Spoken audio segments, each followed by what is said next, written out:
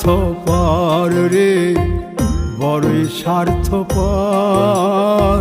বুকের মাঝে জায়গা দিলে যতন কইরা ভাঙ্গে রে অন্তর। মানুষ বড়ই স্বার্থপর রে, বড়ই স্বার্থপর। বুকের মাঝে জায়গা দিলে যতন কইরা ভাঙ্গে রে অন্তর। অচিনা এক জংলা পাখি যতন কইরা বুকে রাখছি, বুকের পাজর ভাঙ্গা সে যে সাজায় অন্যের ঘর রে, সাজায়